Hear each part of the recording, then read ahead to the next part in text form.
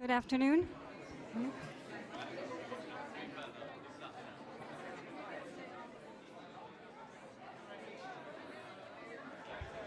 Can everyone please take a seat? We're starting the next session.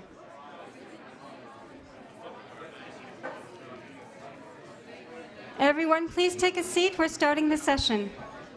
Thank you. Quick intro from me here. My name is Anne-Caroline Dupla, and I lead strategic engagement for SYSTEMIQ, which is the system change company that has partnered with the Conduit for this series of solution stage sessions. So this is the second in a series of 6 sessions showcasing exciting innovations from business, policy, tech, finance, and more that are shifting the world towards positive tipping points in tackling climate change.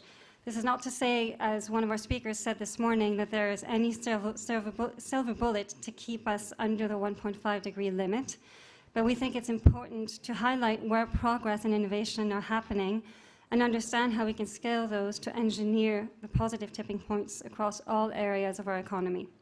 So in this solution stage, we'll explore how to harness the power of the forest to reduce and even sometimes reverse emissions and restore tropical forests, enhance livelihoods for communities across the world.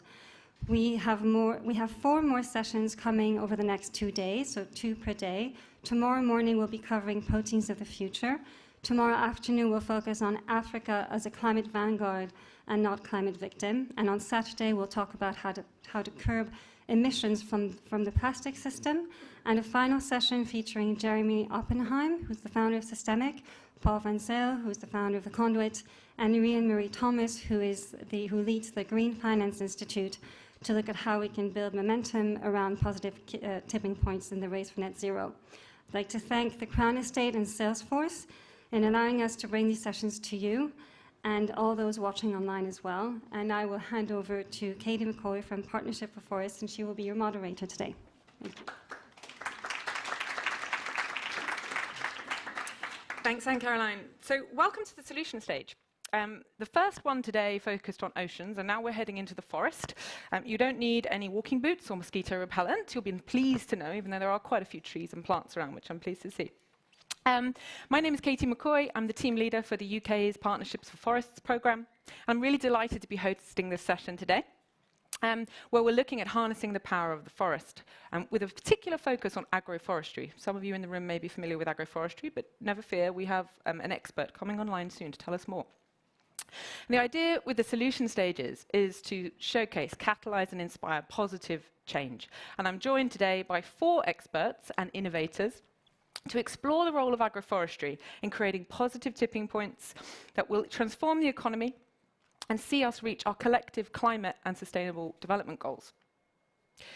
Transforming food and land use systems can help bring climate change under control, safeguard biodiversity, ensure healthier diets for all, drastically improve food security, and create more inclusive rural economies. Some research from the Food and Land Use Coalition has suggested that these transformed food and land use systems can do that while reaping a societal return that is more than 15 times the related investment cost, estimated at less than 0.5% of global GDP, and creating new business opportunities worth up to $4.5 trillion a year up to 2030. There are different opportunities to realizing this transformation. Along with protecting and restoring nature, regenerative agriculture, of which agroforestry practices are key, are critical. Agroforestry has the unique ability to both mitigate and adapt to the impacts of climate change. Solutions are out there. We'll hear some of the examples of those today. But it's really important to remember the urgency with which we need the scale and replication of these approaches in order to avert the very worst of the climate and biodiversity crises.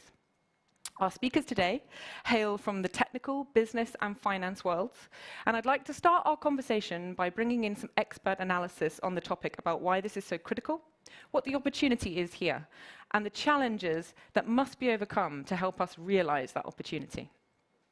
And we're in really great hands today for some expert analysis. Tim Christopherson is Vice President, Climate Action at Salesforce. Previously, Tim was Head of Nature for Climate at the UN Environment Programme and led a growing global movement backed by UN member states, by all UN member states, and over 120 partner organizations to prevent, halt, and reverse the degradation of ecosystems worldwide. So soon we should see Tim appearing right behind me. And I would like to welcome you, Tim. And over to you, please. Thank you, Katie, and hi, everybody in London and around the world. Pleased to be here.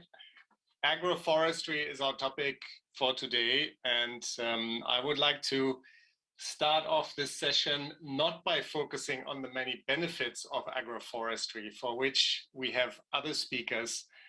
One thing I would like to say at the beginning, though, is that agroforestry is almost too good to be true, but it is not too good to be true.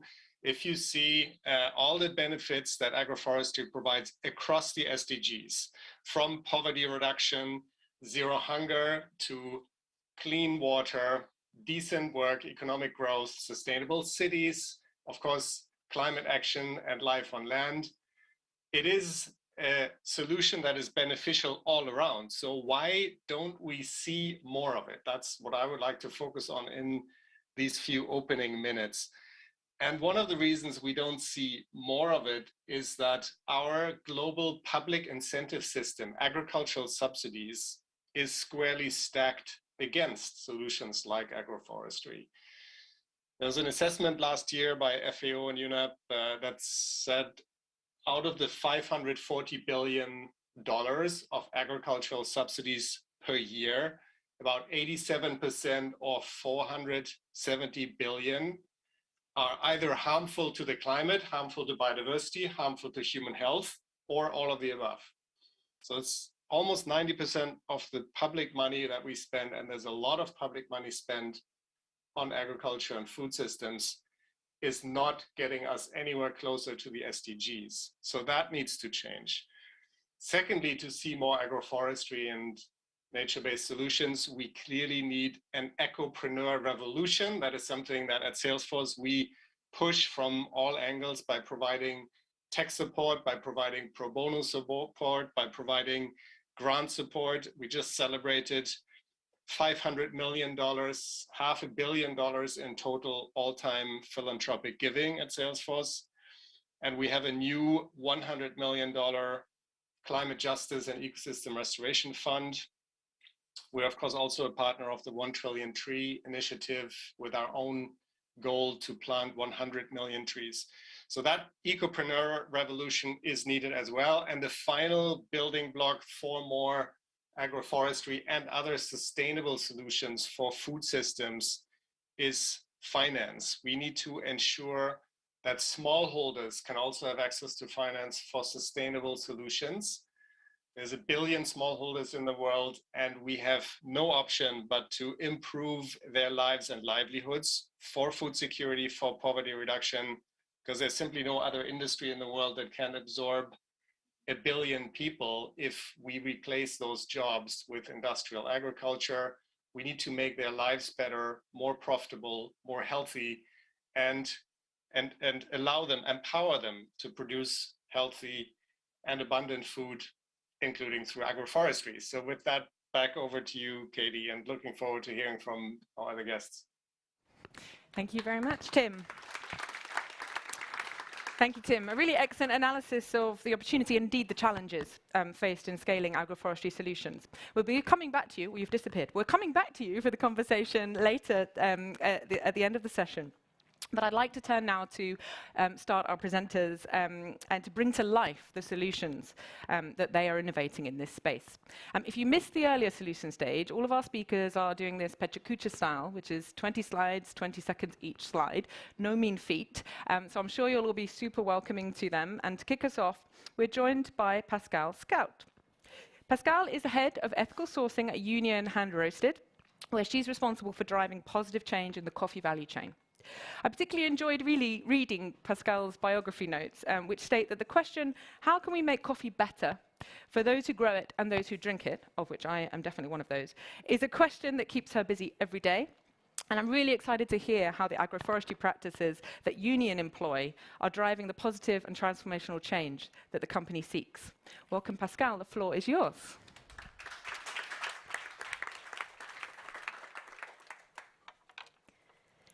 Hello. Thank you. Behind me, you see the Yayu Coffee Forest Biosphere Reserve in Ethiopia, in southwestern Ethiopia. The area is drained by small rivers like these that discharge into the Baro River, which feeds into the Nile. It's a beautifully stunning area, and there are 27,000 hectares of core area, 21,000 hectares of buffer zone, and 117,000 hectares of transition zone, totaling over 167,000 hectares of forest, the lungs of the earth and habitat of many. It's home to around 450 higher plants, 50 mammal, 200 bird, and 20 amphibian species. But more importantly, it's a source of wild crop genetic resources, most notably for Arabica coffee. And this is the reason why Union Hand Roasted ended up working in Yayu. So what's the value of this? So the diversity of the Arabica plants in this forest is enormous. There are many seedlings like these little coffee baby plants, and those are the standing genetic variation. They are key to adaptation. Today, less than 1% of the genetic variants found in Ethiopia is found on plantations in the world. And this is important, because you shouldn't take your daily cup of coffee for granted. Climate change is threatening the future of coffee. A 1-degree change in temperature affects taste. A 2-degree change in temperature affects productivity. And 3 degrees can be mortal for coffee plants. And research has shown that climate change will reduce the area suitable for coffee growing by up to 50% by 2050. That means that you and I might be without our daily cup of coffee, which obviously is not good. But just in Ethiopia alone, 50 million people depend on coffee for their livelihoods, and globally many more. Of the 125 known species of coffee, less than 60 have been developed to meet the global demand. So who knows what potential for disease and climate change resistant varieties are there in the forest. And this is exactly the reason why environmentalists try to protect these forests, reduce the intensity of farming. But the people that live here in the forest, they want to increase crop production, enhance food security, and income for their families. But what if we could do both at the same time? But forests are hard to maintain unless trees are worth more standing than cleared. If you neglect the economic aspect, you're unlikely to be successful in your conservation strategy. Businesses should provide good practices and punish bad ones. So what did we do? Dialogue and partnership start with a deep understanding on the realities of coffee farming agriculture, because at the end of the day, it's farmers who can change farming. And we started working really closely with these communities around Yayu Biosphere Reserve. Union Direct Trade, or sustainable sourcing model, has since 2001 been working with many communities around the world on building an alternative to the commercial coffee trade. We do that by engaging in long-term relationship, paying fair prices, and just listening to what it is that farmers need. And in 2014, we were approached by Dr. Aaron Davis from Royal Kew Botanic Gardens, and we engaged in this partnership project called Mainstreaming Biodiversity and Climate Resilience at Yayu Biosphere Reserve. It was a collaboration between Royal Kew Botanic Garden, us, Union, and the Environment and Coffee Forest Forum in Ethiopia. And the question was simple: what if we could make this coffee taste better? What if we could use improved coffee quality to increase the value of the product, which would drive an increased purchasing price and thus an increased income for these farmers? And that's exactly what we did. Through interventions in harvesting and post-harvesting process and changes made into cooperative and supply chain management, we were able to increase the income of the farmers during the project and after the project with 30%, without the use of extra inputs or additional land. Moreover, peer-reviewed research done as part of the project showed that the farms we were sourcing from had a quality of forest cover similar to that of the core area untouched forest, and that there had been neglectable deforestation in the past 20 years. When the project ended, we continued to source from the area. We were introduced to the Partnership for Forest project, and through that we were able to further expand our impact in the area, and our most recent milestone has been organic certification for some of these coffee farms. Since 2014, Union has purchased over 310 tons of coffee. That's a value of $2 million American dollars that has gone through these forest communities. The coffee today is available online and over 600 stores throughout the UK. For a medium-sized specialty coffee roaster, British, it would have been impossible to reach all these milestones alone. It was first of all, obviously, the communities that grow this coffee, but also the public-private partnerships that made this possible. And there are still many challenges ahead. For example, creating consumer awareness on the value of forest-grown and forest-based products, but also in assisting these communities in understanding the requirements of the market and consistently being able to deliver the quality we need to make wild forest coffee available to even a wider public. But I'm confident that if we all work together, wild forest coffee will harness the power of the forest, and it will maintain biodiversity and enhance the livelihoods of many. I'd like to thank you all for your attention. Thank you.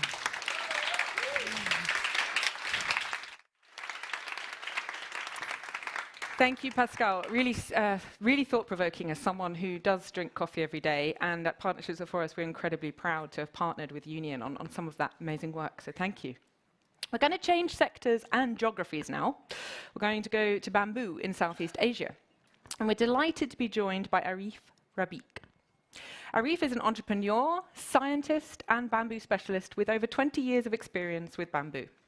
He's the chairman of Indonesia's Environmental Bamboo Foundation and the founder of the 1,000 Bamboo Villages project, which aims to create economic viability for the use of bamboo agroforestry to sequester carbon and restore degraded tropical forests in dozens of countries. He's also the founder and CEO of PT Indo Bambu Lestari, a producer of the highest quality of engineered bamboo products for over 9 years. Arief, welcome. We're delighted that you can share your story with us today, and thank you so much for joining us so late in your time zone. Please, the floor is yours. Thank you, friends. So the Bamboo Village Initiative, everyone, is a vision that started in 1973 with my late mother, and I'm a second-generation bamboo lover and agroforester who spent the last 20 years working with farmers, and we've created this international agroforestry movement that empowers women and men to create this carbon sequestration solution and rural livelihood solution that 2 billion hectares of degraded land around the world can create. So the Environmental Bamboo Foundation, we've been creating these climate change adaptation and climate change mitigation solutions for the last 10 years. And now we've created what we call the Bamboo Village model. And our motivation was that Indonesia, for the last 40, 50 years, has really had to deforest a lot of its land to grow its economy. And now it's the 5th largest emitter of carbon dioxide, and it needs help. And who suffer? The rural communities, of course. But these rural communities are the key, we believe, and we've learned from many of our partners of how this is true. And now we have a unique perspective of how to empower a forest-to-factory system to get these communities going and to empower what we call a bamboo village. And so bamboo is really hiding in plain sight. It's rapidly renewable, it's cost-effective, it's a climate solution. It absorbs 50 tons of carbon dioxide per hectare per year. And if you can imagine, after just 4 to 5 rain events, one clump of bamboo can absorb 5,000 liters of water.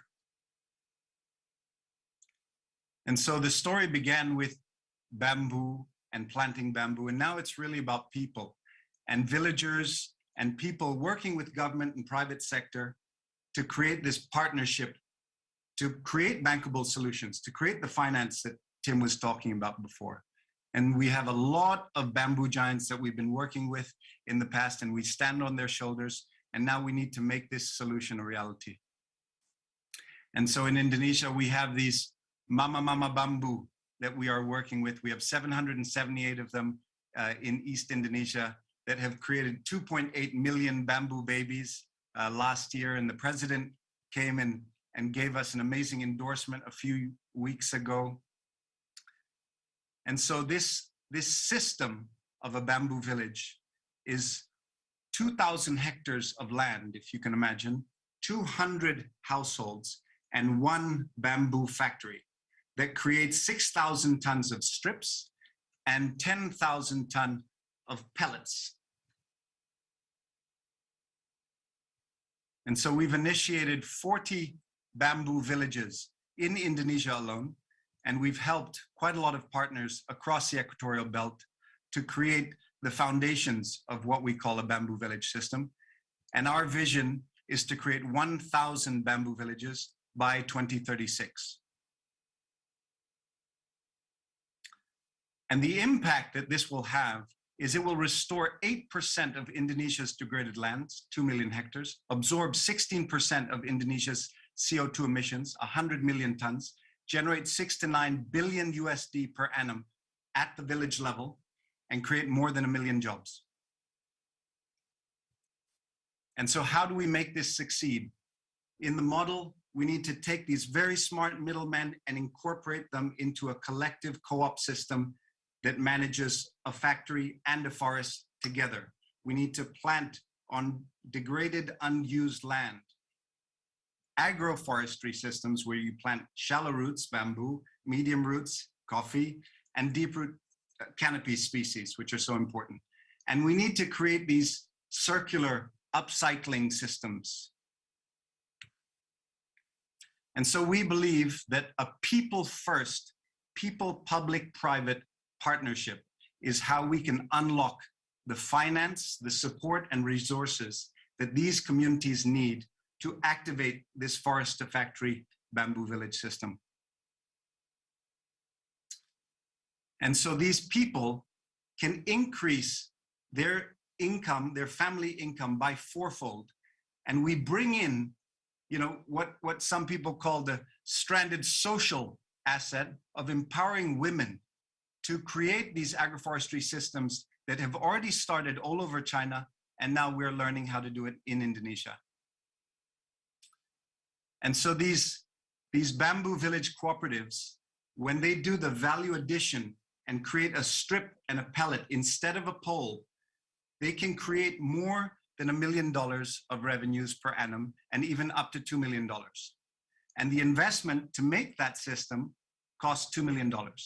So we have internal rates of return of 10, 15%. So it's really, really an exciting climate change mitigation solution as well as a business opportunity. And so China proved that it works, and Indonesia is next. And we have iterated it to add more components of biodiversity and more components of gender inclusivity. And as Tim said, 12 of the 17 Sustainable Development Goals are directly targeted. And so the international markets for bamboo include building materials, fuel, food, and textile. And so we really do have, from agroforestry systems and bamboo agroforestry systems, a solution that many people believe is too good to be true, but it is true. Again, 12 of the 17 Sustainable Development Goals. It's amazing. 1, 2, 3, 4, 5, 8, 9, 10, 12, 13, 15, 17. All of these activated from agroforestry systems when you take a factory and a forest, and you integrate it into one system that we call a bamboo village.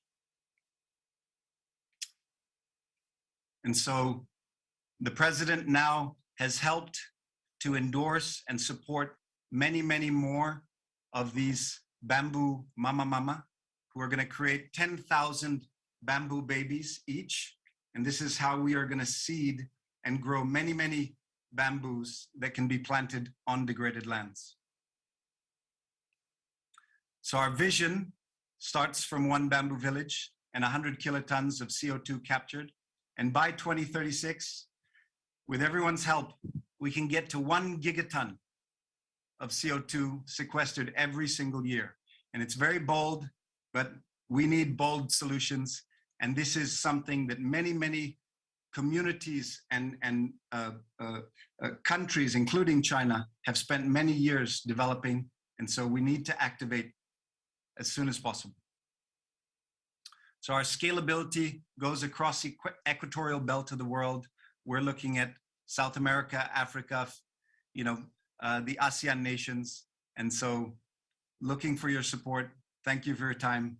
Thank you very much. Thank you, Arief. Thank you very much. And I think you'll also be coming back. You've disappeared again, but you'll be coming back when we get into the conversation. So we've now heard from two business perspectives, and I'd like to bring in our final speaker, John Mundy. John is from the One Acre Fund. It's a non-profit social enterprise that supplies financing and training to smallholder farmers. John currently supports One Acre Fund in bringing climate finance and technology to smallholder farmers in East Africa.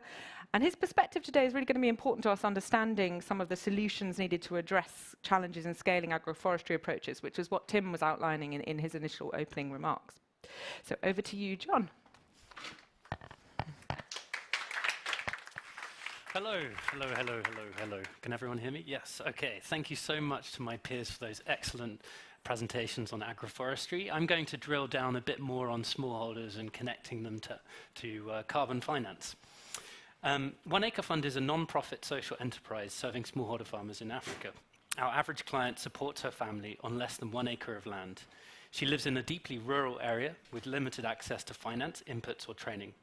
Our mission is to connect farmers like Alice here with the tools they need to improve their livelihoods.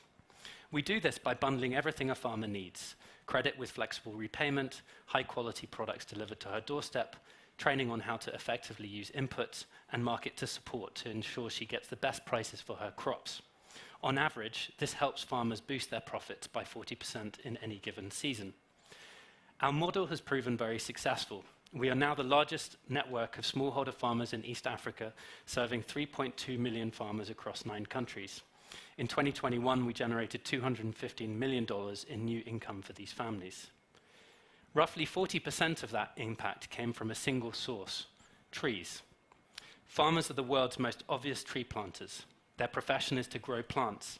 They serve as key stewards of the land and their environment, and they have an economic incentive to sustainably plant and harvest multiple times over. When we first began planting trees in 2016, it was in response to their demand. Farmers made it clear that if we could provide seedlings, they were ready to plant due to the multiple benefits trees provide on farm. In just 5 years, we have supported farmers in planting 110 million trees across East Africa. We've also gone from offering 1 species in 1 country to offering 35 many native species in 9 countries.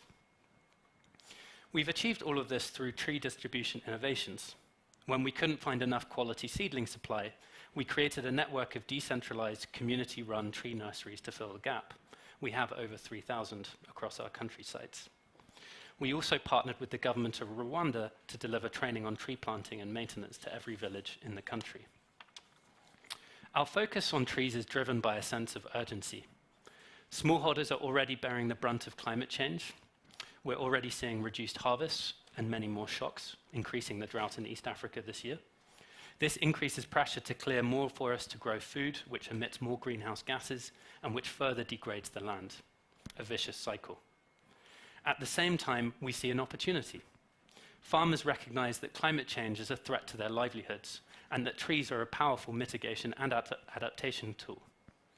In our 3 biggest countries, Kenya, Rwanda, and Ethiopia, our clients' tree planting efforts are projected to reverse at least 20% of nationwide annual tree cover loss within 5 years. We want to leverage this momentum to reach an ambitious goal: 1 billion trees planted through our farmer network by 2030. But even though each tree only costs about 20 cents to plant, we realize that we cannot rely on philanthropy alone to achieve this ambitious goal. So we've turned our attention to carbon credits. The carbon market grew by 164% in 2021 and is set to keep on growing. We see carbon finance as an untapped pipeline for funding its smallholder agroforestry. That said, there are major structural challenges to overcome. Carbon markets are fundamentally not well designed for smallholder farmers.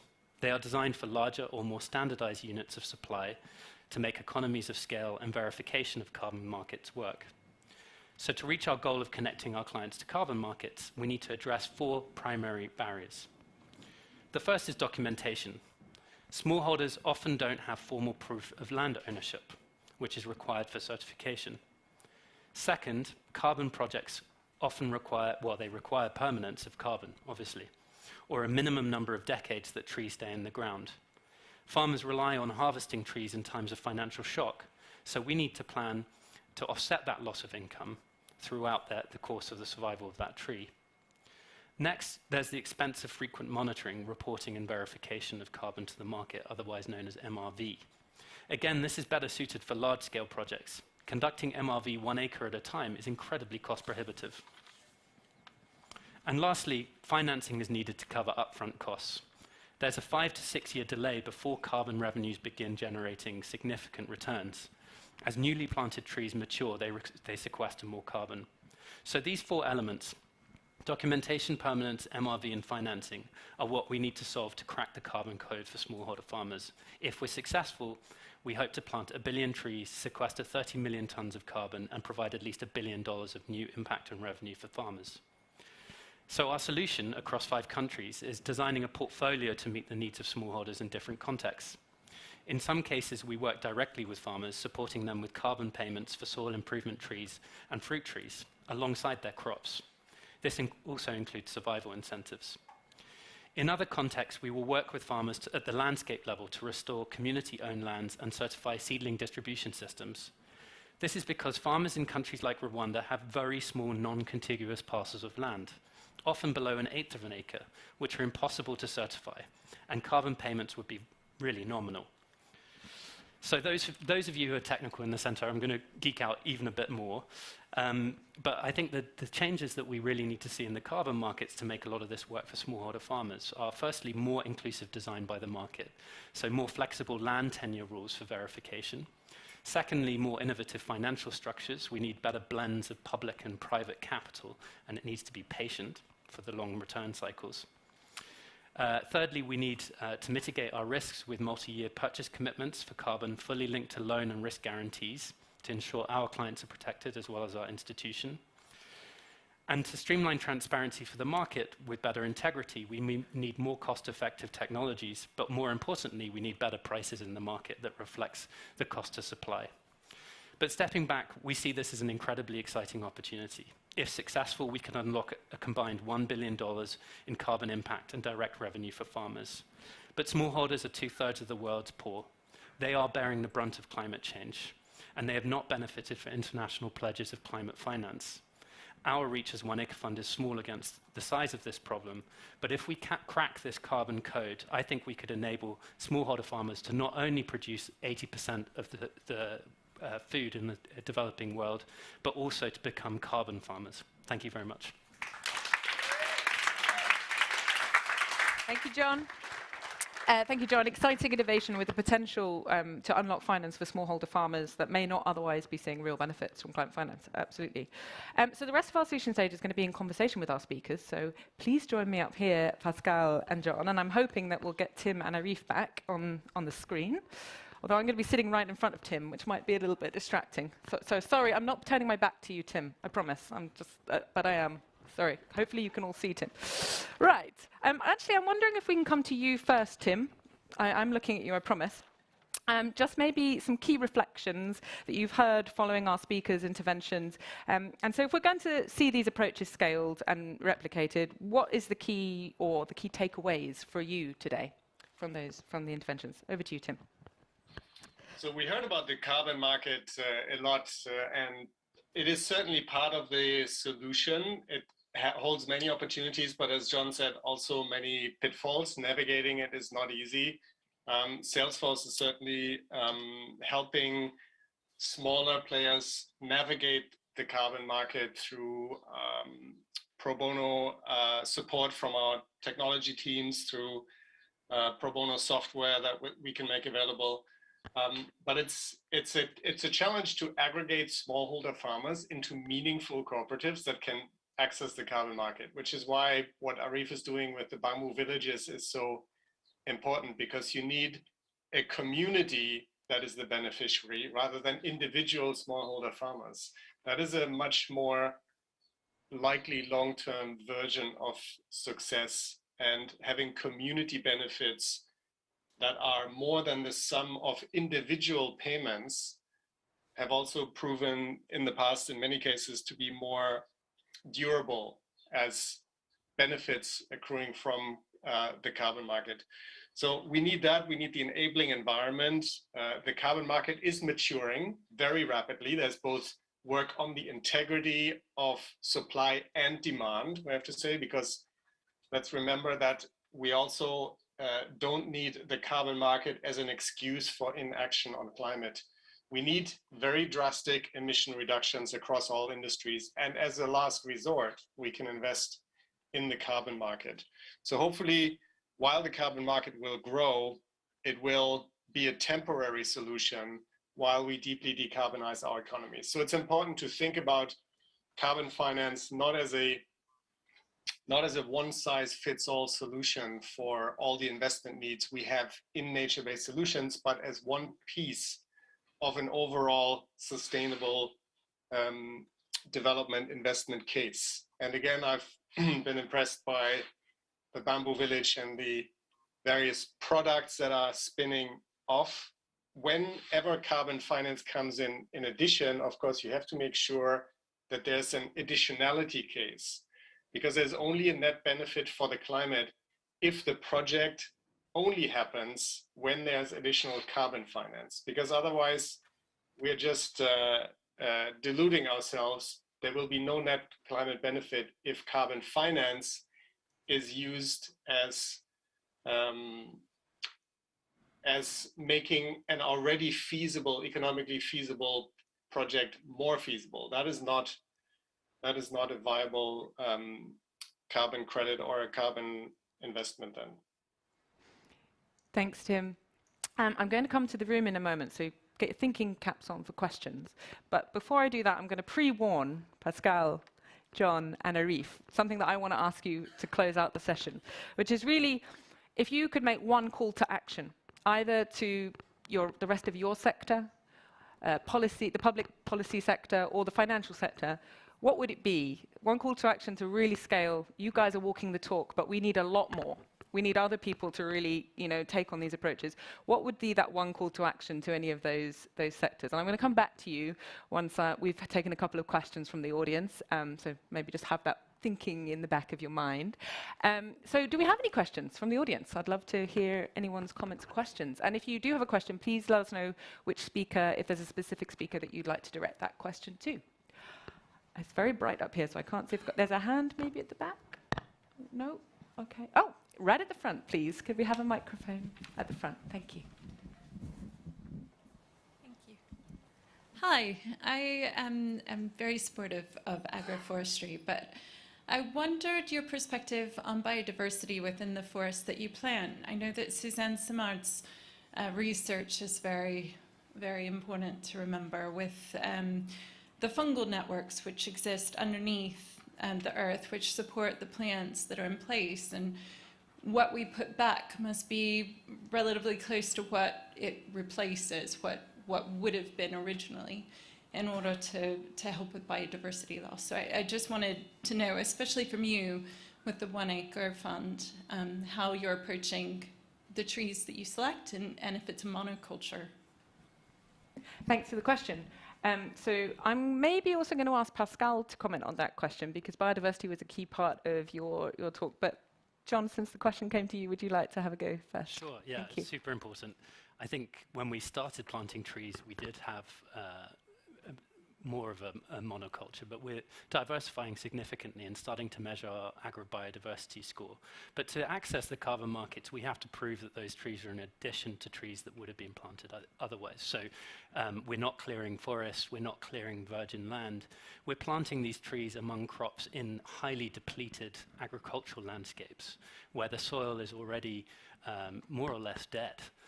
And so we're planting trees like Phaidobia albida, which is an acacia species in Zambia that's known as a fertilizer tree.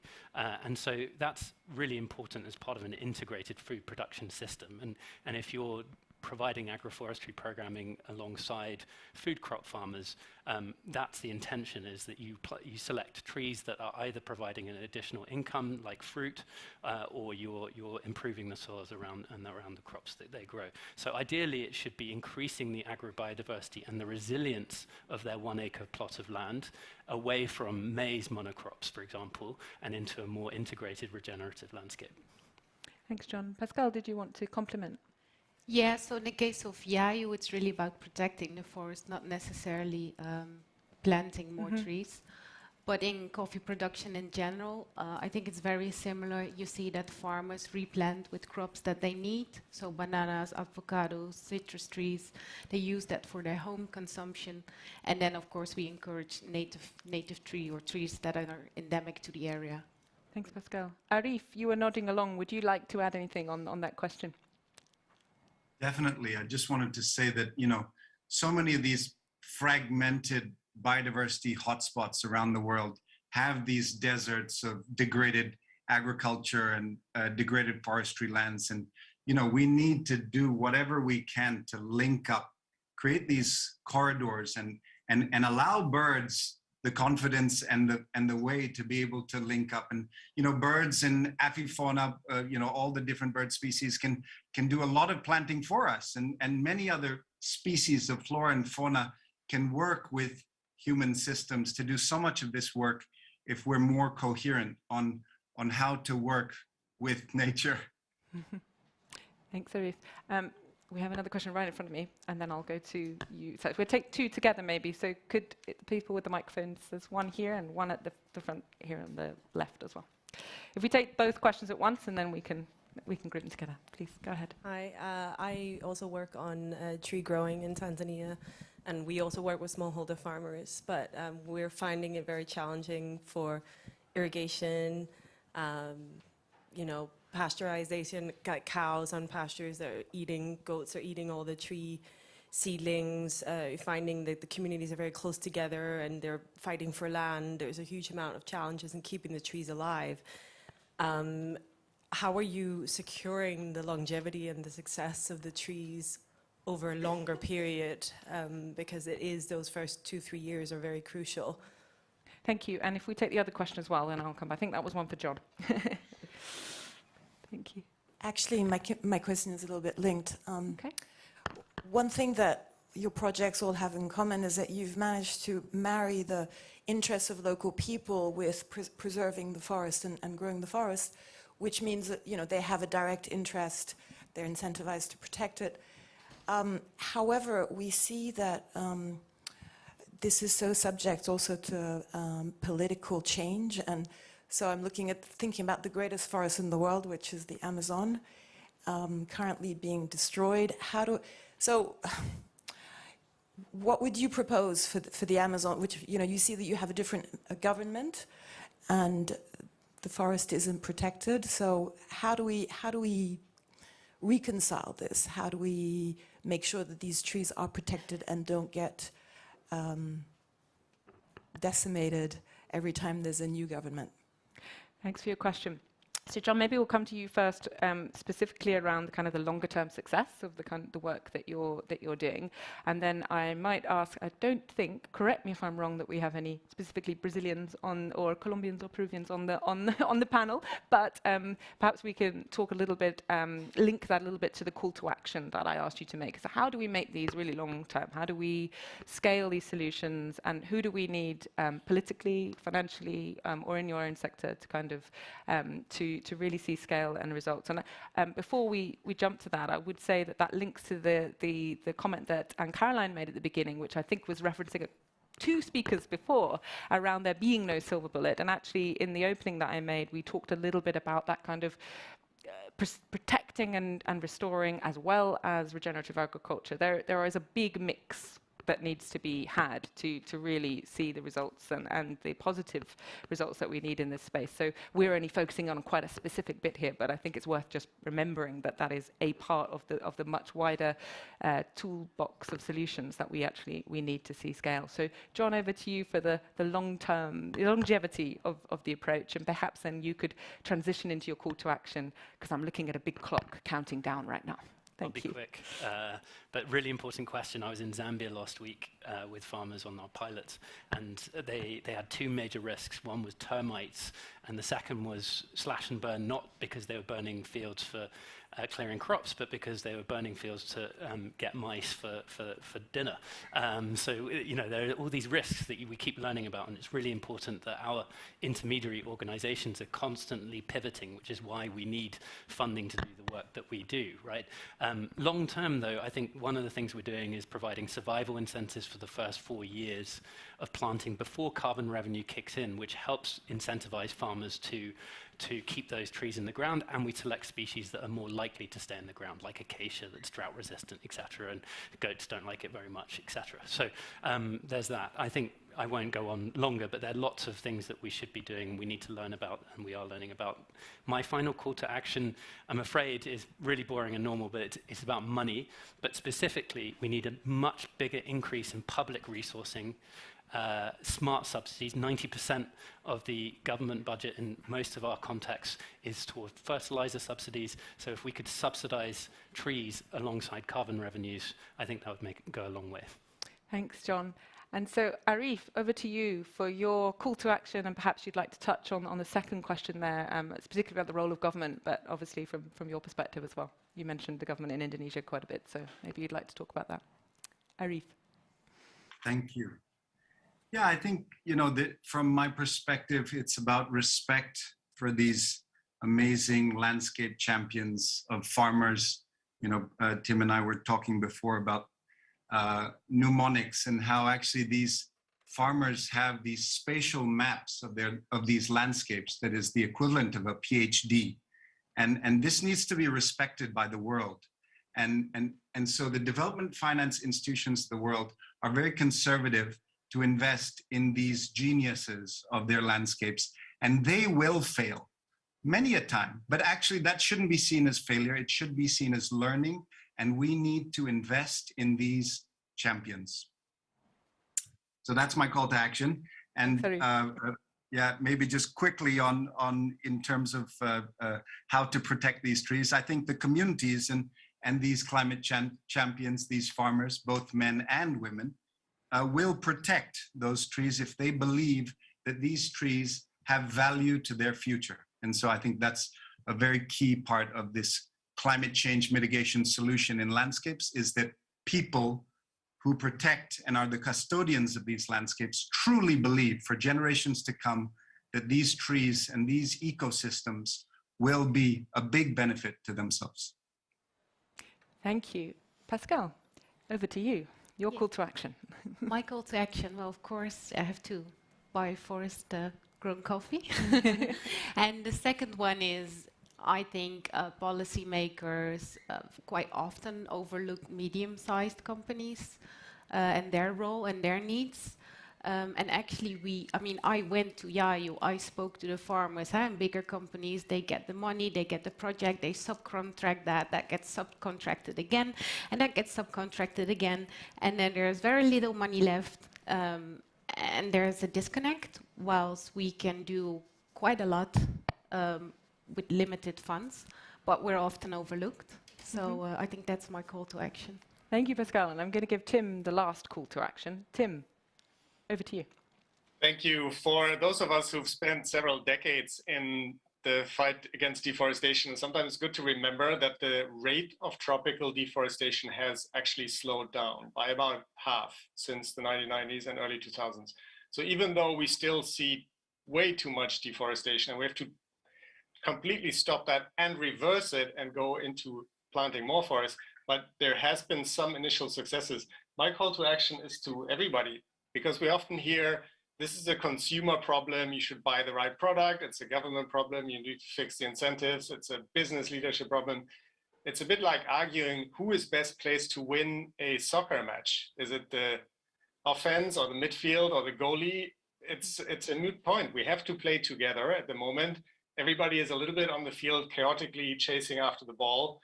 The goal is the 1.5 degree target and the new nature framework. And we have to all play together as a team, and everybody has to pull their weight and do their part. That's my call to action. Couldn't agree more. Thank you. That's all we've got time for today. And I hope that the solution stage has sort of brought, catalyzed and inspired positive change, you know, individually, whichever sector you're in. I hope that this has provided food for thought and you're taking something away from this around also the urgency with which we need to pull together as a team and address the biggest challenges that humanity faces, frankly. I'd like to thank our hosts today, specifically the Conduit and SYSTEMIQ, for bringing this panel together, and all of our speakers. So please could you join me in applause. Thank you.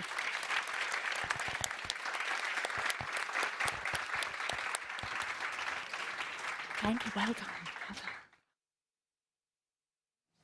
Thank you so much. You'll have more of the Conduit Solution Stage tomorrow. As for the rest of the day, we've got 2 sessions kicking off at 4:30. One is in here on public spaces and how they can inspire change with Veronica Chambers.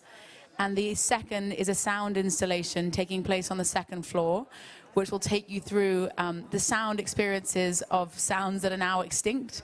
So it's an immersive experience, 30 minutes on the 2nd floor. Or meet us back here for another New York Times session. Thank you.